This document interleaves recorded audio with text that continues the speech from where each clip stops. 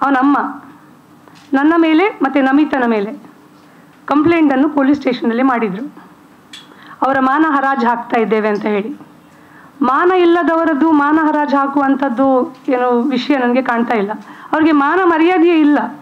ಅಂಥವ್ರದ್ದು ಮಾನ ಮರ್ಯಾದೆ ನಾವು ಎಂತ ಹರಾಜು ಹಾಕೋದು? ಮಾನ ಈ ಹೆಣ್ಣು ಮಗಳದ್ದು ಅವರು ಹರಾಜು ಹಾಕಿದ್ದಾರೆ. ಅವನು ಆರಾಮದಲ್ಲಿ ತಿರುಗ್ತಾ ಇದ್ದಾನೆ. ಅವರು ಟೈಮ್ ತಗೊಳ್ತಾ ಇದ್ದಾರೆ. ಅವ್ರ ಹತ್ರ ದುಡ್ಡಿದೆ. ಮೊನ್ನೆ ನಂಜುಂಡಿ ಅವರು ಪ್ರೆಸ್ ಮಾಡಿದರು. ಅವರು ಹಲವಾರು ವಿಚಾರಗಳನ್ನು ಇಲ್ಲಿ ಹೇಳಲಿಲ್ಲ. ಯಾಕೆ ಹೇಳಿಲ್ಲ ಅಂತ ಹೇಳಿ ಅದಕ್ಕೇನೋ ಅವರದೇ ಆದ ಒಂದು ಕಾರಣ ಇರಬಹುದು.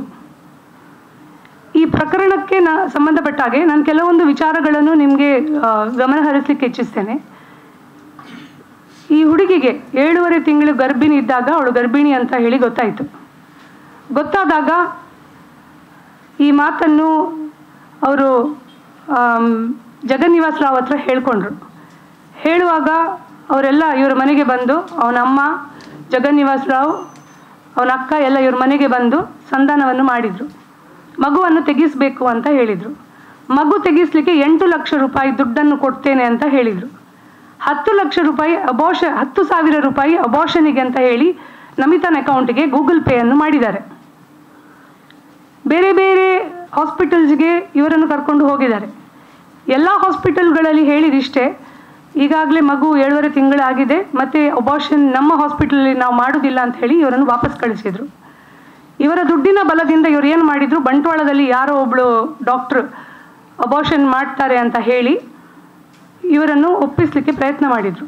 ನಮಿತ ಅದಕ್ಕೆ ಒಪ್ಪಲಿಲ್ಲ. ಅದೇ ದಿನ ಅವರು ಕಂಪ್ಲೇಂಟನ್ನು ಮಾಡಿದರು. ಕಂಪ್ಲೇಂಟನ್ನು ಮಾಡಿದ ಮೇಲೆ ನಾನು ಜಗನ್ನಿವಾಸ್ ರಾವ್ ಹತ್ರ ಮಾತಾಡಿದ್ದೆ, ಮದುವೆ ಮಾಡಿಸಿ ಕೊಡಿ ಅಂತ ಹೇಳಿ. ಕಂಪ್ಲೇಂಟ್ ಮಾಡಿದಾಗ ಅಲ್ಲಿ MLA ಪುತ್ತೂರು ಶಾಸಕರು ಬಂದು ಅಲ್ಲಿ ಸಂಧಾನ ಮಾಡ್ತಾರೆ, ಕಂಪ್ಲೇಂಟ್ ಎಲ್ಲ ಮಾಡಲಿಕ್ಕೆ ಹೋಗಬೇಡಿ, ಅವರು ಒಪ್ಕೊಂಡಿದ್ದಾರೆ, ಹುಡುಗನಿಗೆ 21 ವರ್ಷ ಆದ ಕೂಡಲೇ ನಾವು ಮದುವೆ ಮಾಡಿಸ್ತೇವೆ ಅಂತ ಹೇಳಿದ್ದೇವೆ ಅಂತ ಹೇಳಿದರು. ಅದನ್ನು ನಂಬಿಕೊಂಡು ಇನ್ನು 21 ವರ್ಷ ಆಗಲಿಕ್ಕೆ ಬರೀ 1 ತಿಂಗಳು ಮಾತ್ರ ಇದ್ದಿದ್ದು. ಅಷ್ಟೊತ್ತಿಗೆ ಇವಳಿಗೆ ಹೆರಿಗೆ ಸಹ ಆಯಿತು, ಅವನಿಗೆ 21 ವರ್ಷವೂ ಆಯಿತು. ಮತ್ತು ಅವರು ಪ್ಲೇಟನ್ನು ಚೇಂಜ್ ಮಾಡಿದರು. They were not ready for the marriage. ನಾನು ಜಗನ್ನಿವಾಸ್ ರಾವ್ಗೆ ಆ ಟೈಮಲ್ಲಿ ಕಾಲ್ ಮಾಡಿದ್ದೆ. ಆವಾಗ ಅವರು ನನ್ನ ಹತ್ರ ಹೇಳಿದರು, ಅದು ನಮ್ಮ ಮಗು ನಮ್ಮದೇ ಅಲ್ಲ, ಹುಡುಗಿ ಸರಿ ಇಲ್ಲ ಅಂತ ಹೇಳಿದರು. DNA ರಿಪೋರ್ಟ್ ಬರಲಿ, ಅದರ ನಂತರ ಮಾಡುವ ಅಂತ ಹೇಳಿದರು, ಮದುವೆ ಮಾಡಿಸುವ ಅಂತ. DNA ರಿಪೋರ್ಟಲ್ಲಿ ಮಗು ಕೃಷ್ಣ ಜೆ ರಾವ್ ಅದು ಅಂತ ಹೇಳಿ ಗೊತ್ತಾಯಿತು. ಅದರ ನಂತರ ಹೇಳಿದರು ನಮ್ಮ ಮಗನಿಗೆ ಮದುವೆ ಆಗಲಿಕ್ಕೆ ಇಷ್ಟ ಇಲ್ಲ ಅಂತ ಹೇಳಿ. ಅದರ ನಂತರ ಅವನು ಜೈಲಿಂದ ಹೊರಗೆ ಬಂದ. ಬೇಲ್ ಮೇಲೆ ಹೊರಗೆ ಬಂದಾಗ ಆ ಸಂದರ್ಭದಲ್ಲಿ ನಮ್ಮ ಹತ್ರ ಏನು ಹೇಳಿದರು, ಇನ್ನು ಮುಂದಕ್ಕೆ ನೀವು ಹೋರಾಟ ಅದೆಲ್ಲ ಏನು ಮಾಡಲಿಕ್ಕೆ ಹೋಗಬೇಡಿ, ಯಾಕೆಂದರೆ ನಾವು ಅದನ್ನು ಸೇರಿಕೊಂಡು ಸರಿ ಮಾಡ್ತೀವಿ ಅಂತ ಹೇಳಿದರು. BJP ಪಕ್ಷದಲ್ಲಿ ಈ ಜಗನ್ನಿವಾಸ್ ರಾವ್ ಇದ್ದವರು ಅವ್ರಿಗೆ ಬರೀ ಒಂದು ನೋಟಿಸ್ ಕೊಟ್ಟು ಜನರ ಕಣ್ಣಿಗೆ ಮಣ್ಣನ್ನು ಹರಿಸಿದ್ರು. ಬರೀ ಒಂದು ನೋಟಿಸ್ಗೆ ರಿಪ್ಲೈ ಕಾಯ್ತಾ ಇದ್ದೇವೆ ಅಂತಲೇ ಹೇಳ್ತಾ ಇದ್ರು. ಇವರು ಕಲ್ಲಡ್ಕ ಪ್ರಭಾಕರ್ ಭಟ್ರ ಹತ್ರ ಹೋದರು, ನಳಿನ್ ಕುಮಾರ್ ಕಟೀಲ್ ಹತ್ರ ಹೋದರು, ಎಲ್ಲ ಕಡೆ ಸುತ್ತಾಡಿದರು. ಎಲ್ಲರೂ ಭರವಸೆ ಕೊಟ್ಟರು, ಮಾತಾಡ್ತೀವಿ ಅಂತ ಹೇಳಿ. ನಮ್ಮ ಹತ್ರನೂ ಅದೇ ಹೇಳಿದರು, ಒಂದು ಹಂತಕ್ಕೆ ಬಂದಿದೆ, ಮಾತಾಡ್ತಾ ಇದ್ದೇವೆ ಅಂತ ಹೇಳಿ. ಇವನು ಬೇಲಿಂದ ಹೊರಗಿದ್ದ. ನಾವು ಬೇಲ್ ರಿಜೆಕ್ಷನಿಗೂ ಹಾಕಲಿಲ್ಲ, ಯಾಕೆಂದರೆ ಅವರಿಬ್ಬರು ಒಂದಾದರೆ ಒಳ್ಳೆಯದು, ಅವರ ಫ್ಯಾಮಿಲಿ ಸರಿ ಹೋದರೆ ಒಳ್ಳೆಯದು, ಇವಳಿಗೊಂದು ಮದುವೆ ಆದರೆ ಒಳ್ಳೆಯದು ಅಂತ ಹೇಳುವ ದೃಷ್ಟಿಯಲ್ಲಿ ನಾವು ಆ ಸಂದರ್ಭದಲ್ಲಿ ನಾವು ಸುಮ್ಮನೆ ಆದ್ವಿ. ಯಾಕೆಂದರೆ ಅವರವರು ದೊಡ್ಡವರೆಲ್ಲ ಬೇರೆ ಬೇರೆ ಮುಖಂಡರೆಲ್ಲ ಬಂದು ಸೇರಿಕೊಂಡು ಮಾತುಕತೆಗಳನ್ನು ಮಾಡ್ತಾಯಿದ್ರು. ಫೈನಲಿ ಒಂದು ತಾಳ್ಮೆ ಅಂತ ಎಲ್ಲರಿಗೂ ಇರ್ತದೆ. ಅವನಲ್ಲಿ ಓಡಾಡ್ತಾ ಇದ್ದಾನೆ, ಕಾಲೇಜಿಗೆ ಹೋಗ್ತಾ ಇದ್ದಾನೆ, ನಾರ್ಮಲ್ ಆಗಿದ್ದಾನೆ. ಕೃಷ್ಣ ಜೆ ರಾವ್ ಆಗಲಿ ಅವನ ಫ್ಯಾಮಿಲಿಗಾಗಲಿ ಏನೂ ತೊಂದರೆ ಇಲ್ಲ. ಹಳೆ ಮನೆ ವಾಸ್ತು ಸರಿ ಇಲ್ಲ ಅಂತ ಹೇಳಿ ಈಗ ಹೊಸ ದೊಡ್ಡ ಕೋಟೆಯನ್ನು ಕಟ್ತಾ ಇದ್ದಾನೆ. ಕಟ್ಟಲಿ, ಏನು ಪ್ರಾಬ್ಲಮ್ ಇಲ್ಲ. ಇಲ್ಲಿ ಈ ಶ್ರೀಮಂತರಿಗೆ ಏನಂದರೆ, ಬಡವರ ಮಕ್ಕಳು ಒಂದು ಭೋಗದ ವಸ್ತಾಗಿದೆ. ದುಡ್ಡು ಕೊಟ್ಟ ಕೂಡಲೇ ಎಲ್ಲ ಸರಿ ಹೋಗ್ತದೆ ಅಂತ ಹೇಳಿ ಅವ್ರು ಅಂದ್ಕೊಂಡಿದ್ದಾರೆ. ಮಾತುಕತೆಗೆ ಬಂದರು. ನಮ್ಮ ಹತ್ರ ಯಾರ ಹತ್ರ ಮಾತಾಡೋದಿಲ್ಲ, ನಮಿತನ ಹತ್ರ ಮಾತಾಡೋದಿಲ್ಲ, ನಮಿತನ ಮನೆಯವ್ರ ಹತ್ರ ಯಾರ ಹತ್ರ ಮಾತಾಡೋದಿಲ್ಲ. ಯಾರೋ 2-3 ಜನ ಹೊರಗಡೆಯಿಂದೆಲ್ಲ ಮಾತಾಡ್ತಾ ಇದ್ದಾರೆ. ನಂಜುಂಡಿಯವ್ರ ಹತ್ರ ಮಾತಾಡ್ತಾ ಇದ್ರು. ಮೊನ್ನೆ ಆದ ಕನ್ವರ್ಸೇಷನ್ ಏನಂದರೆ, ಅದು ಯಾವ ರೀತಿ ಮಾತಾಡ್ತಾರೆ ಅಂತ ನನಗೂ ಅರ್ಥ ಆಗಲಿಲ್ಲ. ಅವ್ರು ಹೇಳ್ತಾರೆ, ಈ ಮಗುವನ್ನು ಸಾಂತ್ವನ ಕೇಂದ್ರಕ್ಕೆ ಬಿಡಬೇಕು. ನನ್ನ ಹತ್ರ ರೆಕಾರ್ಡ್ ಇದೆ, ನಾನು ಯಾವುದು ರೆಕಾರ್ಡ್ ಇಲ್ಲದೆ ಮಾತಾಡೋದಿಲ್ಲ. ಈ ಮೀಡಿಯೇಟರ್ಸ್ ಯಾರಿದ್ದಾರೆ, ಏನು ಮಾತಾಡಿದ್ದಾರೆ, ಅದರ ರೆಕಾರ್ಡ್ ನನ್ನ ಹತ್ರ ಇದೆ. ಅದು ನೆಕ್ಸ್ಟ್ ನಾನು ರಿಲೀಸ್ ಮಾಡ್ತೇನೆ. ಸಾಂತ್ವನ ಕೇಂದ್ರಕ್ಕೆ ಮಗುವನ್ನು ಬಿಡಬೇಕು, ಫಸ್ಟ್ ಪಾಯಿಂಟ್. ಸೆಕೆಂಡ್ ಪಾಯಿಂಟ್ ಏನಂದರೆ, ಈ ಹುಡುಗಿಯನ್ನು ಅದರ ನಂತರ ಅವನು ಮದುವೆ ಆಗ್ತಾನಂತೆ. ಥರ್ಡ್ ಪಾಯಿಂಟ್ ಏನಂದರೆ, ಮದುವೆ ಆದ ಮೇಲೆ ಡೈವೋರ್ಸ್ ಕೊಡ್ತಾನಂತೆ ಇಮಿಡಿಯೇಟ್. 50 ಲಕ್ಷ ರೂಪಾಯಿ ಪರಿಹಾರ ಕೊಡ್ತಾನಂತೆ. ಅವನ ಕೇಸನ್ನು ಮದುವೆ ಆಗುವ ಮೊದಲು ಡಿಸ್ಪೋಸ್ ಮಾಡಬೇಕಂತೆ. ಸೊ ಇದು ಯಾವ ರೀತಿಯ ನ್ಯಾಯ ಅಂತ ಗೊತ್ತಿಲ್ಲ. ದುಡ್ಡು ಯಾರು ಕೇಳ್ತಾ ಇದ್ದಾರೆ ಅಂತಲೂ ಗೊತ್ತಿಲ್ಲ. ನಮಿತನಿಗಾಗಲಿ ಪೂಜಳಿಗಾಗಲಿ ಅವರ ಕುಟುಂಬಕ್ಕೆ ಇವರ ಈ ದುಡ್ಡು ಅಗತ್ಯ ಇಲ್ಲ.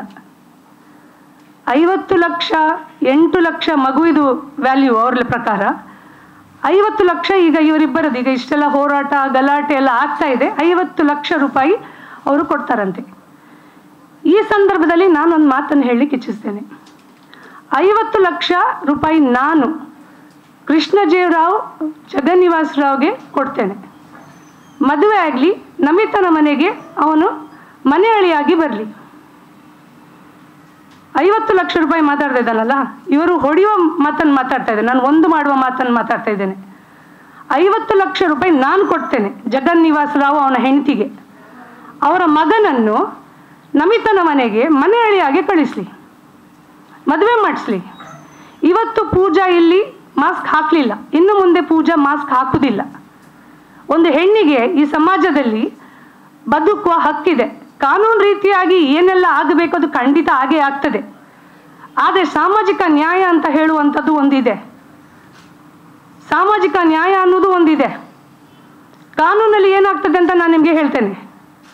ನೆಕ್ಸ್ಟ್ ಈಗ ನಮ್ಮ ಮೇಲೆ ಸ್ಟೇ ತರ್ಬೋದು, ನಾವಿನ್ನು ಮುಂದೆ ಮಾತಾಡಬಾರ್ದು ಅಂತೇಳಿ. ನಾನು ಜೈಲು ಹೋಗ್ಲಿಕ್ಕೂ ರೆಡಿ, ನಮಿತಾನೂ ರೆಡಿ, ಪೂಜಾ ಸಹ ರೆಡಿ. ಲೈಫ್ ಅವ್ರದ್ದು ಬರ್ಬಾದಾಗಿ ಆಗಿದೆ, ಅವರೊಟ್ಟಿಗೆ ನಾವು ನಿಲ್ಬೇಕಷ್ಟೇ. ನಾನು ನಿಲ್ತೇನೆ. ಸ್ಟೇಟ್ ಅಂದರೆ ಹೇಗೆ ವೇಕೇಟ್ ಮಾಡಬೇಕು ಅಂತಲೂ ಗೊತ್ತಿದೆ. ಈಗ ಮದುವೆ ಆಗೋದಿಲ್ಲಲ್ಲ, ಬೇಲ್ ಕ್ಯಾನ್ಸಲ್ ಮಾಡ್ತೇವೆ, ಸೆಕೆಂಡ್ ಸ್ಟೆಪ್. ಪ್ರಭಾಕರ್ ಭಟ್ರು ಎಲ್ಲ ಕಡೆ ಹೇಳ್ತಾರೆ, ಹಿಂದೂಗಳು ಮಕ್ಕಳು ಮಾಡಿ ಅಂತ. ಅವ್ರು ಇದನ್ನು ಹೇಳಲಿಲ್ಲ, ಮದುವೆ ಆಗಿ ಮಕ್ಕಳು ಮಾಡಿ ಅಂತ ಹೇಳಲಿಲ್ಲ. ಹಾಗಾಗಿ 24 ತಾರೀಕು ಜನವರಿಯಲ್ಲಿ ಕಲ್ಲಡ್ಕದಲ್ಲಿ ನಾವು ನಾಮಕರಣ ಶಾಸ್ತ್ರವನ್ನು ಇಟ್ಕೊಂಡಿದ್ದೇವೆ. ಮಗುವಿಗೆ ಒಂದು ಹೆಸರು ಬೇಕಲ್ಲ, ಮಗುದೊಂದು ಐಡೆಂಟಿಟಿ ಬೇಕಲ್ಲ. ಇವನು ಮದುವೆ ಆಗೋದಿಲ್ಲ ಅಂತ ಹೇಳಿದರೆ ಮಗುವಿಗೆ ಐಡೆಂಟಿಟಿ ಇಲ್ವಾ? ಅದು ಕೋರ್ಟ್ ಕೊಡ್ತದೆ. DNA ಟೆಸ್ಟ್ ಆಗಿದೆ, ಕೃಷ್ಣರಾವೇ ಅವನ ಅಪ್ಪ ಅಂತ ಹೇಳಿ ಪ್ರೂವ್ ಆಗಿದೆ. ಇನ್ನು ಮುಂದಕ್ಕೆ ಅವನು ಮದುವೆ ಆಗೋದಿಲ್ಲ ಅಂತ ಹೇಳಿದರೆ 10 ವರ್ಷ ಜೈಲಲ್ಲಿ ಇರಲಿ, ತೊಂದರೆ ಇಲ್ಲ. ಸಾಮಾಜಿಕ ನ್ಯಾಯದಲ್ಲಿ ನಾನು ಏನು ಕೇಳ್ತಾ ಇದ್ದೇನೆ ಅಂದರೆ, ಅವನು ಅವಳೊಟ್ಟಿಗೆ ಬಾಳ್ವೆ ಮಾಡ್ತಾನಾ ಇಲ್ವಾ ಅದೆಲ್ಲ ಮತ್ತೆ ಪ್ರಶ್ನೆ. ಇಬ್ಬರು ತಪ್ಪು ಮಾಡಿದ್ದಾರೆ. ಈ ತಪ್ಪಿಗೆ ಪ್ರಾಯಶ್ಚಿತವಾಗಿ ಮಗು ಹುಟ್ಟಿದೆ. ಹಾಗಾಗಿ ಪೂಜಳಿಗೆ ಇನ್ನು ಪೂಜಾ ಯಾರು, ನಮಿತಾ ಯಾರು ಇಡೀ ಲೋಕಕ್ಕೆ ಗೊತ್ತಿದೆ. ಐಡೆಂಟಿಟಿಯನ್ನು ಮುಖ ಮುಚ್ಚಿಕೊಂಡು ಕುತ್ಕೊಂಡು ಸಾಯುವವರೆಗೆ ಅವನು ಮದುವೆ ಆಗೋದಿಲ್ಲ. ಇವಳು ಮುಖಕ್ಕೆ ಮಾಸ್ಕ್ ಹಾಕ್ಕೊಂಡು ಬುರ್ಕ ಹಾಕ್ಕೊಂಡು ತಿರುಗಬೇಕಾ?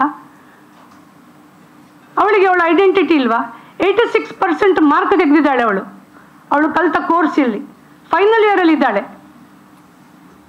ಅವಳಿಗೆ ಬದುಕನ್ನು ಹೇಗೆ ಕಟ್ಕೊಳ್ಬೇಕು ಅವಳಿಗೂ ಗೊತ್ತುಂಟು.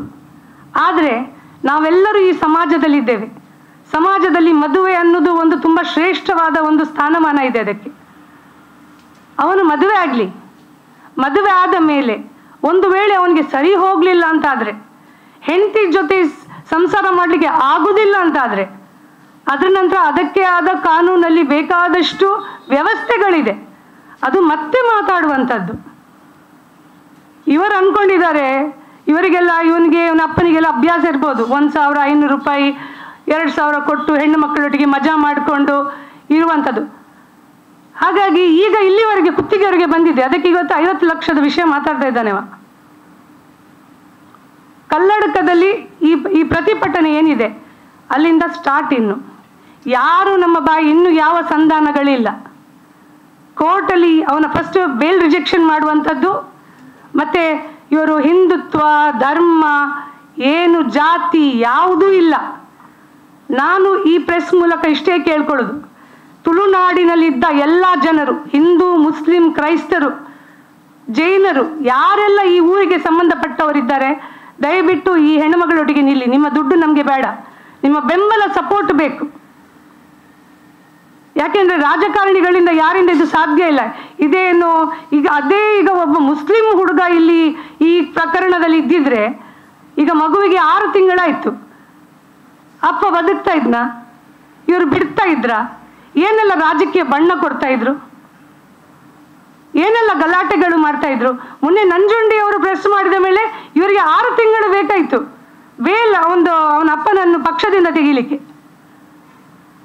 ಈ ಜಗನ್ನಿವಾಸ್ ರಾವನ್ನು ಅಥವಾ ಕೃಷ್ಣರಾವನ್ನು ಅಥವಾ ಅವನ ಅಮ್ಮನನ್ನು ಎಲ್ಲಿಯಾದರೂ ಸಾಮಾಜಿಕವಾಗಿ ಎಲ್ಲಿಯಾದರೂ ಸಂಘ ಸಂಸ್ಥೆಗಳಲ್ಲಿ ಅವನಿಗೆ ಹುದ್ದೆ ಕೊಟ್ಟಿದ್ದು ಅಂತ ಗೊತ್ತಾದರೆ ಅಲ್ಲೇ ಬಂದು ನಾವು ಪ್ರತಿಭಟನೆಯನ್ನು ಮಾಡ್ತೇವೆ.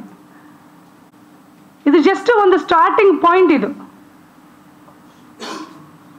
ಯಾಕೆಂದ್ರೆ ಇಲ್ಲಿ ರಾಜಕೀಯ ಬಣ್ಣ ಕೊಡುವಂಥದ್ದು ಯಾವುದೂ ಇಲ್ಲ.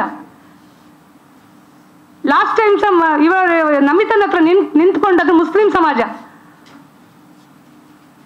ಇಷ್ಟು ಜನ ಇಲ್ಲಿ, ಇಷ್ಟು ಹಿಂದೂ ಸಂಘಟನೆಗಳಿದೆ, ಯಾರೂ ಮಾತಾಡೋದಿಲ್ಲ, ಯಾರಿಗೂ ಅಗತ್ಯ ಇಲ್ಲ, ಏನು ರಾಜಕೀಯ ಬೇಳೆ ಬೇಯಿಸ್ಲಿಕ್ಕೆ ಆಗುದಿಲ್ಲ. ಬಡವರು ಬೇರೆ. ಜಗನ್ನಿವಾಸ್ ರಾವ್ ಒಂದು ತಾಯಿ ಮಗುವಿಗೆ 50 ಲಕ್ಷ ರೂಪಾಯಿ ಡಿಕ್ಲೇರ್ ಮಾಡ್ತಾನಂತಾದ್ರೆ ಈ ಉಳಿದವರಿಗೆಲ್ಲ ಎಷ್ಟು ತಿನ್ನಿಸ್ತಾ ಇರ್ಬೋದು? ಖಂಡಿತವಾಗಿ ಇವನ ದುಡ್ಡು ನಮಗೆ ಅಗತ್ಯ ಇಲ್ಲ. ಕೋರ್ಟಲ್ಲಿ ಏನು ಡಿಸೈಡ್ ಆಗ್ತದೆ ನಾವು ಅದಕ್ಕೆ ಬದ್ಧರಾಗಿರ್ತೇವೆ. ಮತ್ತೆ ಯಾರ ಬಾಯನ್ನು ಯಾರಿಗೆ ಮುಚ್ಚಿಸ್ಲಿಕ್ಕೆ ಸಾಧ್ಯ ಇಲ್ಲ. ಇಂಥ ನೀಚರಿಗೆ ಅಂತೂ ಸಾಧ್ಯನೇ ಇಲ್ಲ. ಇವರು ಸಮಾಜದಲ್ಲಿ ಬದುಕಲಿಕ್ಕೆ ನಾಲಾಯಕರು. ನೆಕ್ಸ್ಟ್ ಏನು ಮಾಡ್ತೇವೆ? ಕ್ರೆಡಲಿಂಗ್ ಸೆರೆಮನಿ ಆದ ಮೇಲೆ, ನಾಮಕರಣ ಆದ ಮೇಲೆ ಏನು ಮಾಡ್ತೇವೆ? ಮುಂದಿನ ದಿನಗಳಲ್ಲಿ ಹೀಗೆ ಪ್ರೆಸ್ ಮಾಡಿಕೊಂಡು ಹೇಳ್ತಾ ಕಾರ್ಯಕ್ರಮಗಳನ್ನು ಮಾಡ್ತಾ ಇರ್ತೇವೆ. ಎಲ್ಲಿವರೆಗೆ ಅವನು ಇವಳ ಕುತ್ತಿಗೆಗೆ ತಾಲಿ ಕಟ್ಟುವುದಿಲ್ವಾ ಅಲ್ಲಿವರೆಗೆ ನಾವು ಈ ಹೋರಾಟವನ್ನು ಮಾಡ್ತೇವೆ. ಮತ್ತೆ ಇವಳು ತುಂಬ ನೊಂದಿದ್ದಾಳೆ. ಯಾಕೆಂದ್ರೆ ಅವಳು ಯಾವ ಪರಿಸ್ಥಿತಿಯಲ್ಲಿ ಇದ್ದಾಳೆ ಅದು ಒಂದು ತಾಯಿಯಾದವಳಿಗೆ, ಒಂದು ಹೆಂಗಸಾದವಳಿಗೆ ಮಾತ್ರ ಸಾಧ್ಯ ಅರ್ಥ ಮಾಡ್ಕೊಳ್ಳಿಕ್ಕೆ. ಅವಳ ಜೀವನದವಳಿಗೇನು ತೊಂದರೆ ಇಲ್ಲ, ಅವಳು ಎಲ್ಲಿಯಾದ್ರೂ ದುಡಿತಾಳೆ ತಿಂತಾಳೆ. ಇವರು ಜುಜುಬಿ ಎಂಜಲ್ ಕಾಸು ಅವಳಿಗೆ ಅಗತ್ಯ ಇಲ್ಲ. ಮಗು ನೋಡಿ, ಮಗು ಅವಂದೇ ಮಗು ಎಷ್ಟು ಚೆನ್ನಾಗಿದೆ. ಇವಳನ್ನು ನೋಡಿ, ಏನು ಇವಳಿಗೆ ಏನು ಕಮ್ಮಿ ಆಗಿದೆ? ಇವನು ಸರ್ಸ ಆಡುವಾಗ ಇವಳಿಗೆ ಅವನಿಗೇನು ತೊಂದರೆ ಇರಲಿಲ್ವಾ? ಇವತ್ತು ಬೇಡ ಅಂದ್ರೆ ರೀಸನ್ ಏನಂತ ಬೇಕಲ್ಲ.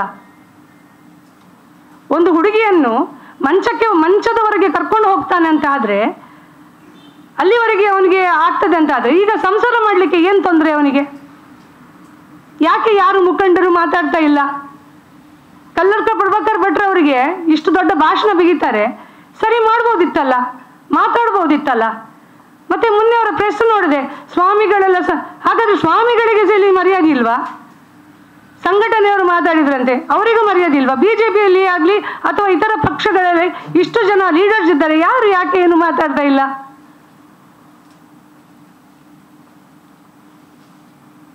ಹಾಗಾಗಿ ನಾನು ಪತ್ರಿಕಾ ಮಾಧ್ಯಮದವ್ರ ಹತ್ರ ಇಷ್ಟೇ ಕೇಳ್ಕೊಳ್ಳೋದು, ನೀವೆಲ್ಲ ನಮಗೆ ಸಪೋರ್ಟ್ ಮಾಡಿ. ತುಳುನಾಡಿನ ಜನತೆ ಹತ್ರ ಇಷ್ಟೇ ಕೇಳೋದು, ನಮಗೆ ಜಾತಿ ಧರ್ಮ ಯಾವುದು ಬೇಡ, ಎಲ್ಲ ನೋಡಿ ಆಯಿತು. ಎಲ್ಲ ಭಾಷಣಕ್ಕೆ ಮಾತ್ರ ಸೀಮಿತ, ಎಲೆಕ್ಷನ್ಗೆ ಮಾತ್ರ ಸೀಮಿತ, ರಾಜಕೀಯ ಮಾಡಲಿಕ್ಕೆ ಮಾತ್ರ ಈ ಧರ್ಮ ಜಾತಿ ಸೀಮಿತ ಆಗಿರುವಂಥದ್ದು. ನಮಿತನೊಟ್ಟಿಗೆ ಅವರ ಸಮುದಾಯದವರು, ಈ ಊರಿನವರು ಯಾಕೆ ಬರ್ತಾ ಇಲ್ಲ? ಮೊನ್ನೆ ಒಬ್ಬರು ಫೋನ್ ಮಾಡಿ ಹೇಳ್ತಾರೆ ಇವರಿಗೆ 50 ಲಕ್ಷ ತಗೊಳ್ಳುವ, ಸುಮ್ಮನಿರುವ ಅಂತ. ನಮಿತನಿಗೂ ಒಂದು ಫ್ಯೂಚರ್ ಇದೆ. ಅವಳು ನಾಳೆ ದಿನ ಒಂದು ವೇಳೆ ಇವನಿಟಿಗೆ ಸರಿ ಹೋಗಲಿಲ್ಲ ಅಂತಂದರೆ, ಈಗ ಎಷ್ಟೋ ಜನ ಡಿವೋರ್ಸ್ ಆಗ್ತಾರೆ, ಮತ್ತೆ ಮದುವೆ ಆಗ್ತಾರೆ, ಮತ್ತೆ ಸಂಸಾರ ಮಾಡ್ತಾರೆ. ಅವಳಿಗೂ ಒಂದು ಫ್ಯೂಚರ್ ಇದೆ. ಇವನು ಈ ಕಡೆ ಮದುವೆ ಆಗೋದಿಲ್ಲ ಹೇಳೋದು, ಈ ಕಡೆ ಹಣದ ಆಮಿಷ ತೋರಿಸೋದು.